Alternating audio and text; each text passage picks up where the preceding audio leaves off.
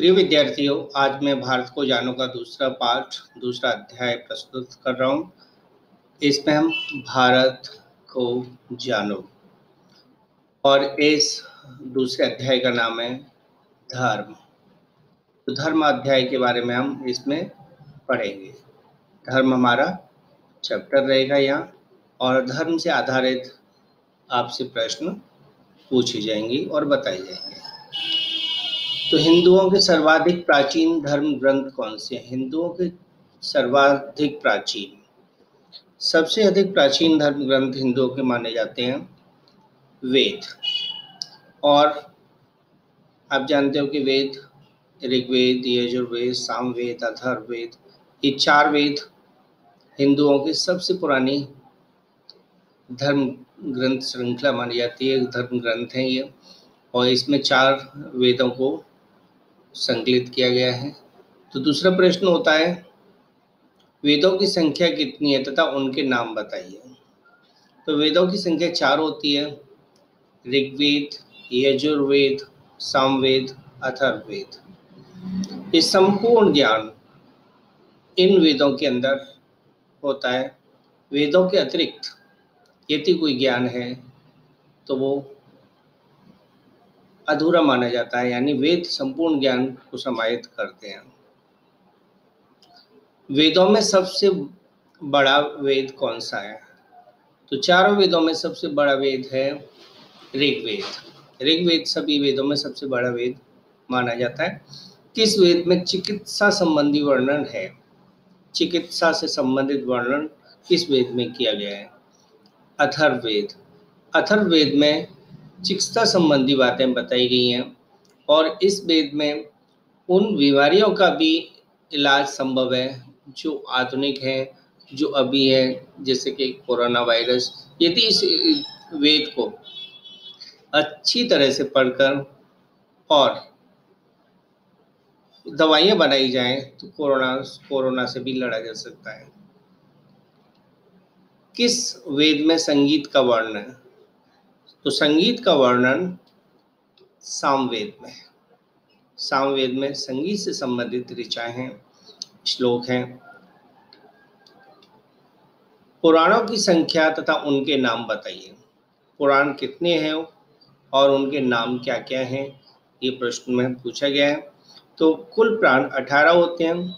उनके नाम हैं ब्रह्म, पद्म, विष्णु, शिव, श्रीमद्भागवत, मार्कंडेय, वामन, कूर्म, मत्स्य, अग्नि, नारद, लिंग, ब्रह्मवैवर्त, वाराह, स्कंद, गरुड़, ब्रह्मांड, भविष्य। ये कुल 18 पुराण हैं जो कि वेदों के बाद सर्वाधिक मान्य हिंदू धर्म ग्रंथ है। वह कौन सा स्थान है जहां ब्रह्मा ने प्रथम यज्ञ किया था? तो प्रथम यज्ञ ब्रह्मा ने कहां पर किया था? तो उस स्थान का नाम है ब्रह्मावर्त।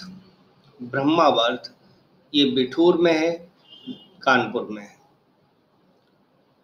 तो ब्रह्मावर्त, जैसा कि आप चित्र में देख रहे हो, आज ब्रह्मावर्त पर एक मंदिर बना हुआ है और वहाँ पर यहीं पर सबसे पहले ब्रह्मा जी ने यज्ञ किया था। श्रीमद् भागवत में स्कंदों की संख्या कितनी है? तो श्रीमद् भागवत कितने स्कंदों में विभाजित है? तरह इसका 12। श्रीमद् भागवत को 12 स्कंदों में विभाजित किया गया है। श्रीमद् भागवत में कुल कितने अध्याय हैं? कुल अध्याय हैं 335।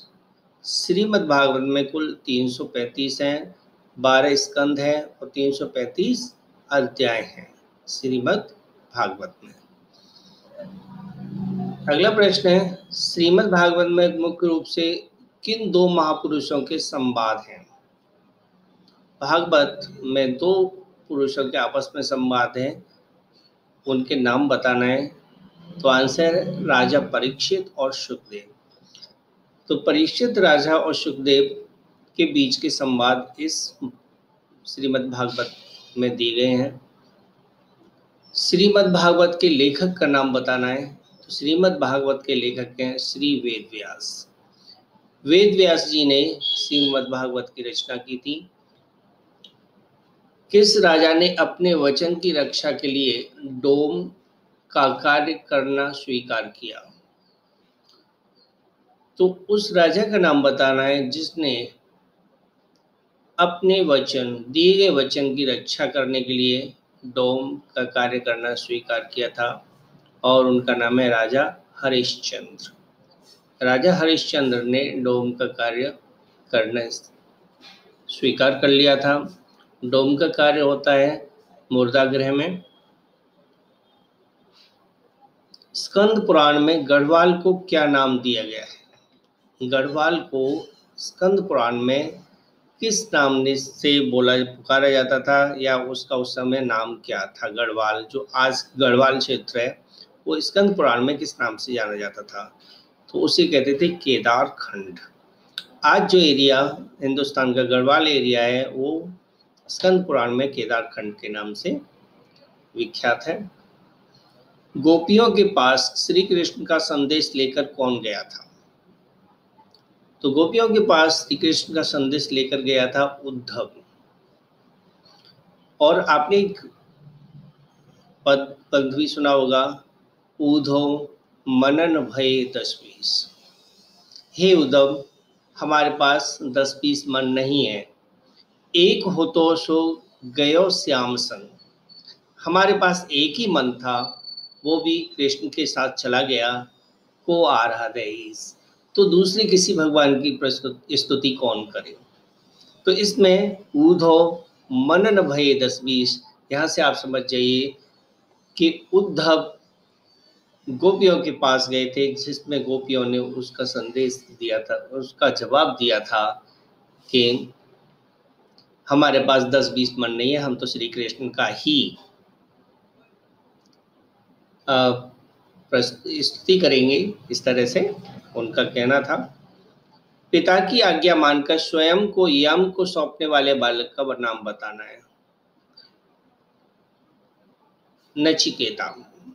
नचिकेता ने अपने आप को यम के सामने प्रस्तुत कर दिया था, क्योंकि उनके पिता की ये आज्ञा थी। तो पिता की आज्ञा का पालन करने के लिए वो स्वयं मरने के लिए यम के सामने चले गए। तो उस पुत्र का नाम, बालक का नाम नचिकेता था। हिंदुओं के 4 प्रमुख मठ कहाँ स्थित हैं? तो हिंदुओं के 4 प्रमुख मठ हैं, बद्रीनाथ, जगन्नाथपुरी, श्रृंगेरी और द्वारका। बद्रीनाथ, जगन्नाथपुरी, श्रृंगेरी और द्वारका, ये 4 हिंदुओं के प्रमुख मठ हैं। चारों मठों की स्थापना किसने की? तो चारों मठों की स्थापना की थी आदि गुरु शंकराचार्य ने। शंकराचार्य जी ने चारों मठों की स्थापना की थी। कबूतर की रक्षा करने के लिए अपने शरीर का मांस काटकर बाज को देने वाले राजा कौन थे? राजा शिवी।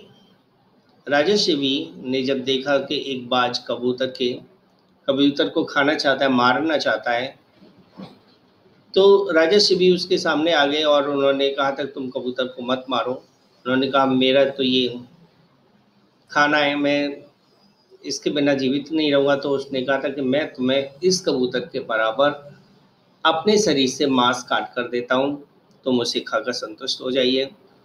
तो राजा शिवी ने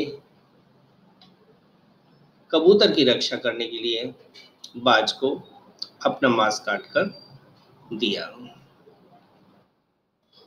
आदि गुरु शंकराचार्य का जन्म कहाँ हुआ था? तो आदि गुरु शंकराचार्य का जन्म हुआ था कालड़ी, केरल में। केरल में कालड़ी नाम के स्थान पर आदि गुरु शंकराचार्य का जन्म हुआ था। शंकराचार्य का स्वर्गवास किस आयु में हुआ था? 32 वर्ष की अल्प आयु में उनका स्वर्गवास हो गया था शंकराचार्य जी का, और इस आयु में ही उन्होंने 4 धाम की यात्रा, 4 धाम बना दिए थे। तो आगे देखते हैं। अद्वैतवाद के प्रवर्तक का नाम क्या है? अद्वैतवाद। अद्वैतवाद के प्रवर्तक का नाम है आदि गुरु शंकराचार्य। अद्वैतवाद में दूसरा कोई नहीं है, इसका मतलब है यानी भगवान एक ही है। यह इसके अनुयायियों का मत था, इनका मत था कि अद्वैतवाद यानी कि भगवान एक ही होता है। द्वैतवाद के प्रवर्तक नाम माधवाचार्य थे। द्वैतवाद। माधवाचार्य का जन्म कहाँ हुआ था? तो माधवाचार्य का जन्म हुआ था उडुपी, कर्नाटक में। तो याद रखेंगे, शंकराचार्य जी का कालड़ी, केरल में, और माधवाचार्य जी का उडुपी, कर्नाटक में जन्म हुआ था। आदि शंकराचार्य का देहावसान कहाँ हुआ था? तो आदिगुरु शंकराचार्य का देहावसान हुआ था केदारनाथ में। केदारनाथ में आदिगुरु शंकराचार्य का देहावसान हुआ था। बद्रीनाथ की मूर्तियों को सर्दी के मौसम में कहाँ स्थानांतरित किया जाता है? तो सर्दी के मौसम में बद्रीनाथ की मूर्तियों को स्थानांतरित कर दिया जाता है जोशीमठ में। बद्रीनाथ मंदिर से जोशीमठ में उनको ले जाया जाता है। महात्मा बुद्ध द्वारा चलाए गए धर्म का नाम क्या था? तो बुद्ध जी, महात्मा बुद्ध ने बौद्ध धर्म चलाया, क्योंकि बुद्ध बौद्ध। तो महात्मा बुद्ध द्वारा चलाए गए धर्म का नाम था बौद्ध धर्म। महात्मा बुद्ध का जन्म कहाँ हुआ था? महात्मा बुद्ध लुम्बिनी नामक स्थान पर उनका जन्म हुआ था। महात्मा बुद्ध का। महात्मा बुद्ध को ज्ञान किस स्थान पर प्राप्त हुआ? बोध गया। तो बोध गया में महात्मा बुद्ध को, बोध गया नामक स्थान पर महात्मा बुद्ध को ज्ञान प्राप्त हुआ था। महात्मा बुद्ध ने का निर्वाण प्राप्त किया? तो कुशीनगर में निर्वाण प्राप्त किया था। त्रिपिटक किस धर्म से संबंधित प्रश्न है? त्रिपिटक बौद्ध धर्म से संबंधित है। महात्मा बुद्ध के सारनाथ में दिए गए प्रथम प्रवचन को क्या कहा जाता था? महात्मा बुद्ध ने जो पहला प्रवचन दिया था उसे किस नाम से जाना जाता है?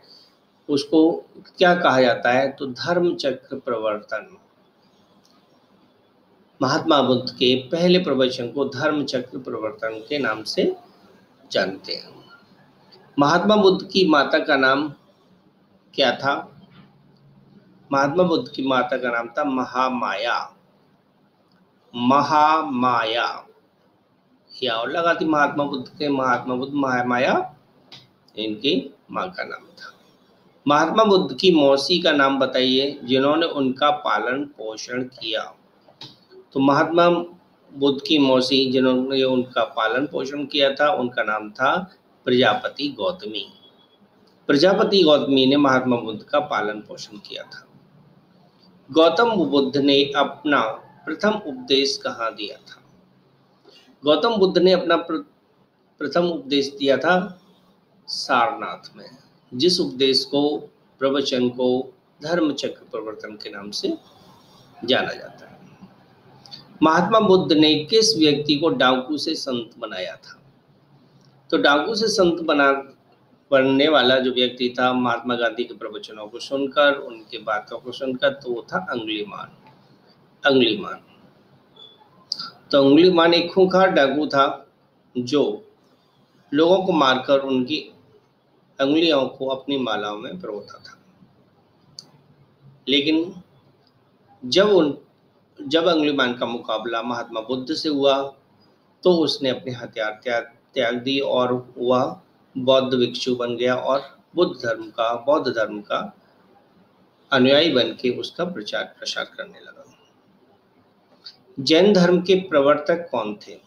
जैन धर्म के प्रवर्तक थे ऋषभदेव, जो कि जैन धर्म के प्रथम तीर्थकर थे। तो ऋषभदेव जैन धर्म के प्रथम तीर्थकर, जैन धर्म के प्रवर्तक थे। अगला प्रश्न है, जैन धर्म में कितने तीर्थकर माने गए हैं? तो जैन धर्म में कुल 24 तीर्थकर हैं। जैन धर्म के 24वें तीर्थकर का नाम बताइए। जैन धर्म के जो अंतिम तीर्थकर थे उनका नाम था भगवान महावीर स्वामी। महावीर स्वामी जैन धर्म के अंतिम 24वें तीर्थकर थे। महावीर स्वामी का जन्म कहाँ हुआ था? कुंडग्राम, क्षत्रिय कुंड, बिहार। तो बिहार में महात्मा महावीर स्वामी का जन्म हुआ था। महावीर स्वामी को ज्ञान किस वृक्ष के नीचे हुआ था? तो महावीर स्वामी को ज्ञान अशोक वृक्ष के नीचे प्राप्त हुआ। महावीर स्वामी को किस नदी के तट पर ज्ञान प्राप्त हुआ? तो अशोक वृक्ष के नीचे ऋजुपालिका नदी के किनारे पर उनको ज्ञान प्राप्त हुआ था। ऋजुपालिका। जैन धर्म के 24वें तीर्थकर महावीर स्वामी के पिता का नाम बताइए। तो महावीर स्वामी के पिता का नाम था सिद्धार्थ। सिद्धार्थ उनके पिता का नाम था। भगवान महावीर के पिता का नाम था। भगवान महावीर ने किस स्थान पर निर्वाण प्राप्त किया था? पावापुरी बिहार। पावापुरी बिहार में उन्होंने निर्वाण प्राप्त किया था भगवान महावीर ने। जैन साहित्य किस नाम से जाना जाता है? तो जैन साहित्य को हम जैन आगम के नाम से जानते हैं। जैन आगम। अगला प्रश्न है, जैन धर्म की दो मुख्य धाराएं कौन सी हैं? तो जैन धर्म की दो मुख्य धाराएं दिगंबर और श्वेतांबर। दिगंबर और श्वेतांबर दो जैन धर्म की प्रमुख धाराएं हैं, मुख्य धाराएं हैं। गुरु नानक का जन्म कहाँ हुआ था? गुरु नानक देव का जन्म हुआ था ननकाना साहिब में, जो आज यहाँ भव्य गुरुद्वारा बना हुआ है, गुरु ननकाना साहिब के नाम से। सिख गुरुओं की वाणी किस ग्रंथ में है? तो सिख गुरुओं की वाणी को एक ग्रंथ में संग्रहित किया गया है जिसे कहते हैं गुरु ग्रंथ साहिब। और यह गुरु ग्रंथ साहिब सभी गुरुद्वारों में पढ़ी जाती है और इन गुरुओं की वाणी को लोगों तक पहुंचाया जाता है। रीठा साहिब गुरुद्वारा किस सिख गुरु की याद में बना है? तो रीठा साहिब गुरुद्वारा बना है गुरु नानक की याद में।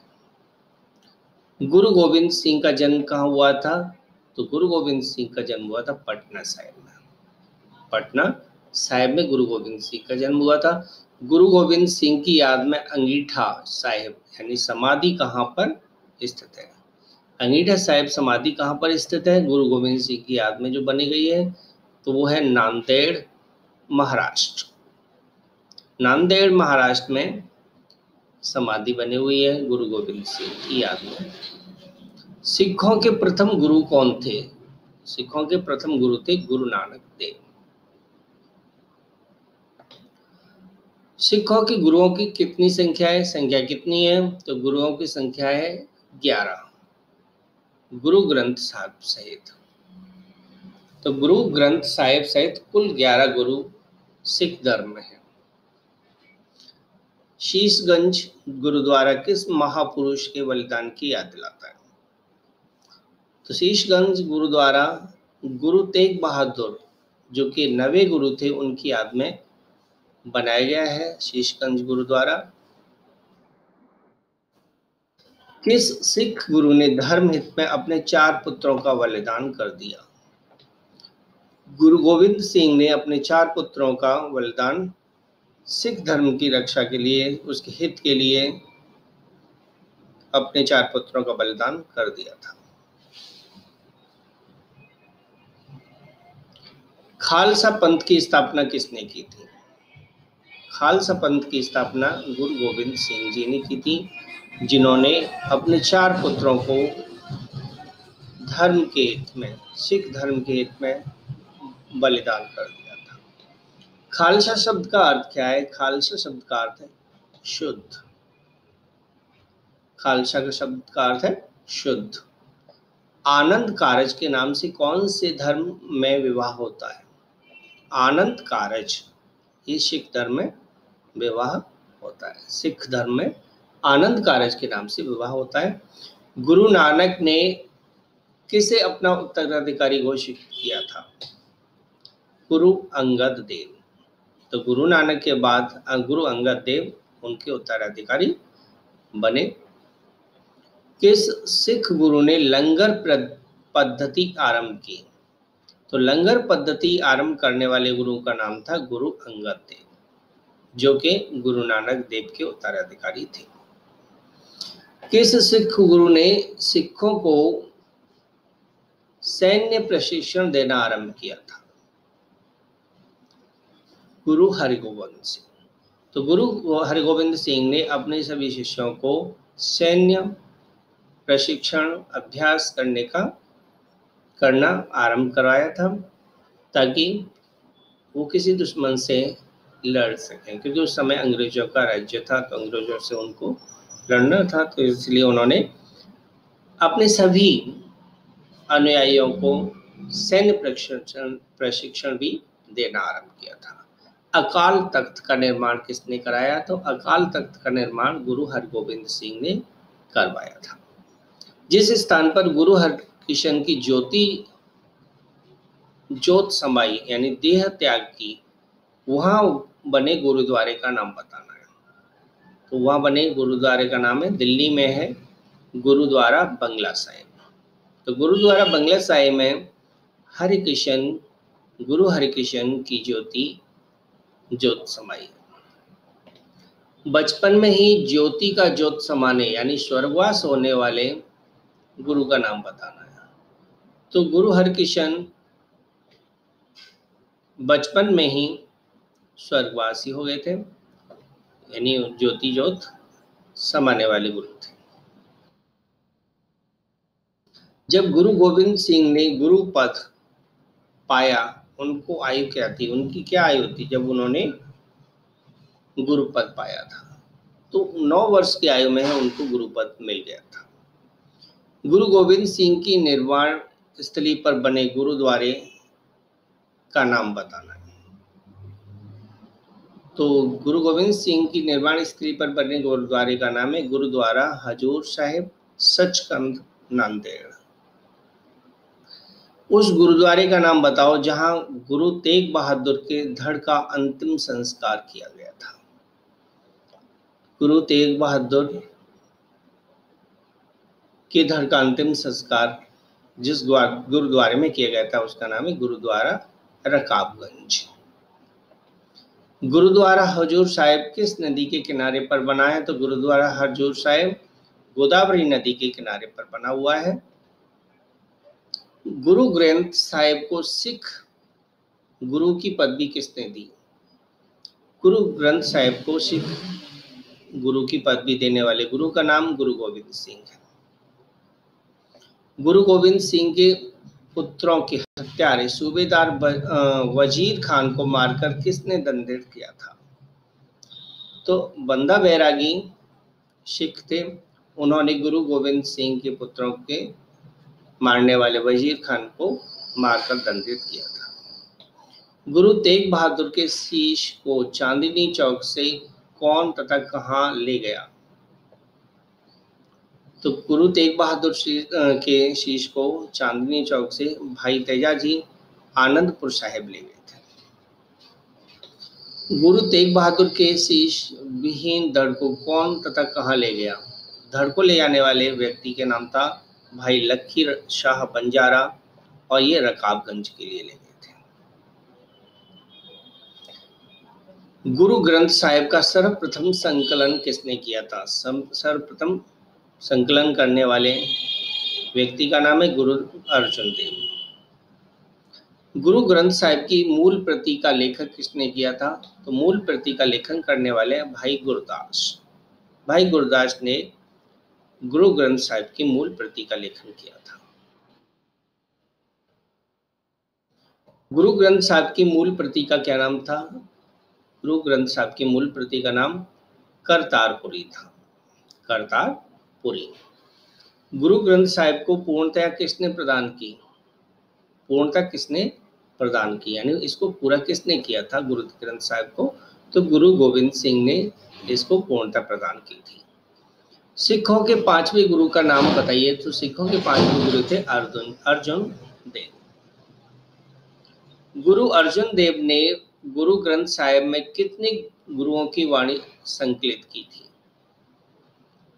तो 4 गुरु, गुरु नानक, गुरु अंगद देव, गुरु अमरदास तथा गुरु रामदास। इन 4 गुरुओं की वाणी को 5वें गुरु अर्जुन देव ने इसमें संकलित किया था, शामिल किया था।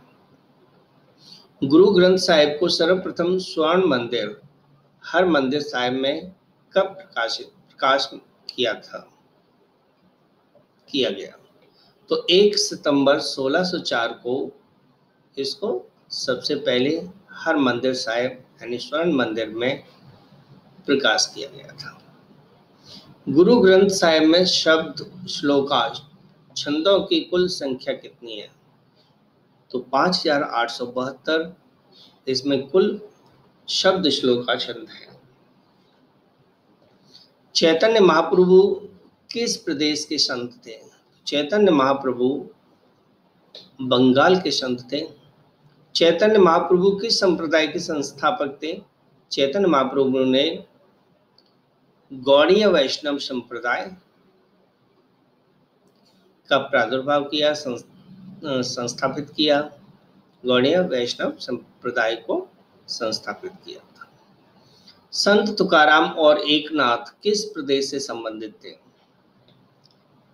संत तुकाराम और एकनाथ दोनों महाराष्ट्र से संबंध रखते थे। गंगा नदी का उद्गम स्थल कौन सा है? गंगा नदी कहाँ से शुरू होती है? तो गंगा नदी का उद्गम स्थल है गौमुख। जैसा कि आप देख रहे हो, ये गाय के मुख की तरह दिखता है, इसलिए इसे गौमुख कहा जाता है। भारत में सबसे बड़ा ऐतिहासिक काल का शिवलिंग कहाँ पर है? तो ऐतिहासिक काल का सबसे बड़ा शिवलिंग भारत में भोजपुर, मध्य प्रदेश में है। गीता में किस स्थान को धर्म क्षेत्र कहा जाता है? धर्म क्षेत्र के नाम से जानने वाला जो गीता में स्थान बताया गया है वो है कुरुक्षेत्र। गुरु द्रोणाचार्य का मंदिर कहाँ पर स्थित है? गुरु द्रोणाचार्य का मंदिर गुड़गांव, हरियाणा में। उस सर्प का नाम बताओ जिसे समुद्र मंथन के लिए प्रयोग किया गया था। समुद्र मंथन के लिए जिस सर्प का प्रयोग किया गया था उसका नाम था वाष्पी।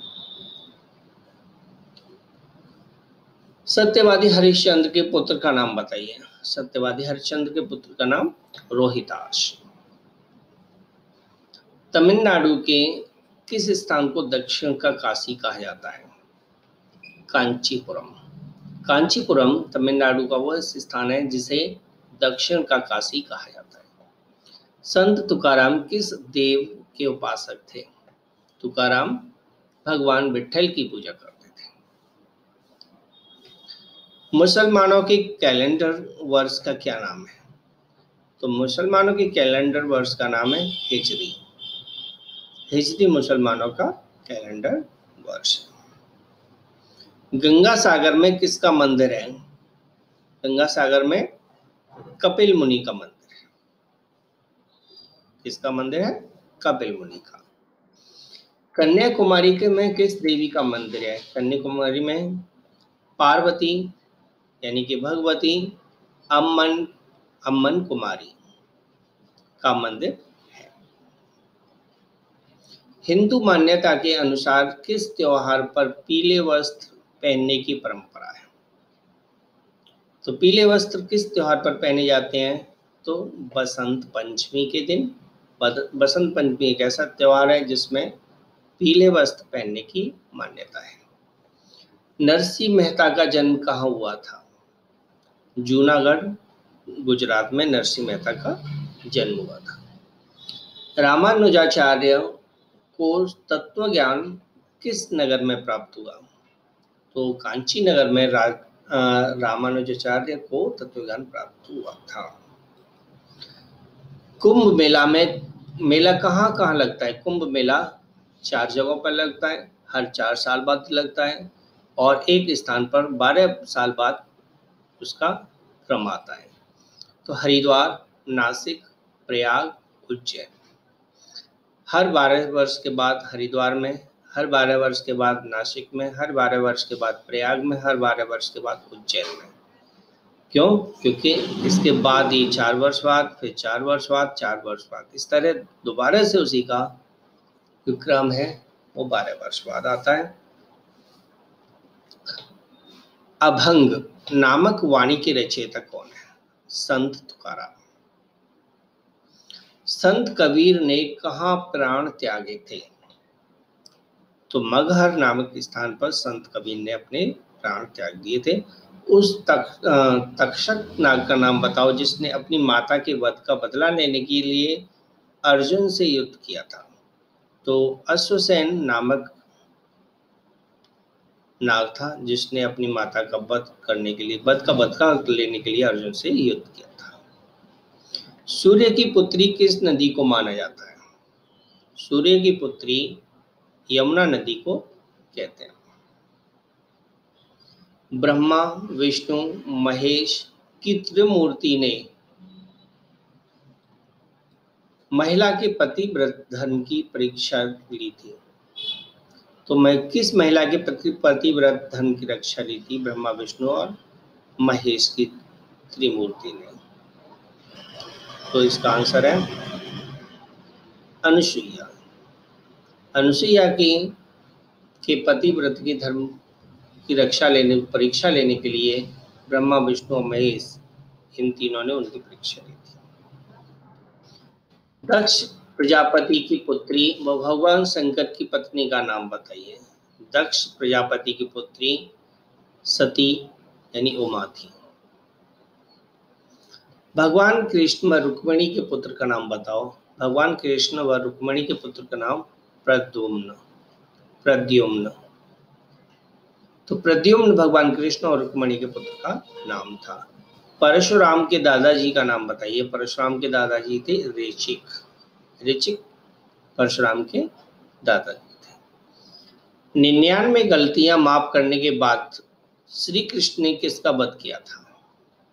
तो शिशुपाल का वध उन्होंने 99 गलतियां माफ करने के बाद किया था, क्योंकि उन्होंने वचन दिया हुआ था कि मैं तुम्हारी 99 गलतियां माफ कर सकता हूं, लेकिन 100वीं गलती हुई तो मैं तुम्हारा वध करने से भी नहीं हिचकिचाऊंगा। भारत में सूफी संप्रदाय के संस्थापक कौन थे? तो ख्वाजा मोइनुद्दीन चिश्ती। ख्वाजा मोइनुद्दीन चिश्ती ने भारत में सूफी संप्रदाय को स्थापित किया था। स्वामी विवेकानंद के साथ धर्म प्रचार करने वाली विदेशी शिष्या का नाम बताइए। तो स्वामी विवेकानंद के साथ धर्म प्रचार करने वाली विदेशी शिष्या का नाम है सिस्टर निवेदिता। ओम जय जगदीश हरे आरती के रचयिता कौन थे? तो श्री शिवानंद स्वामी ने ओम जय जगदीश हरे ये आरती रची थी, इसकी रचना की थी।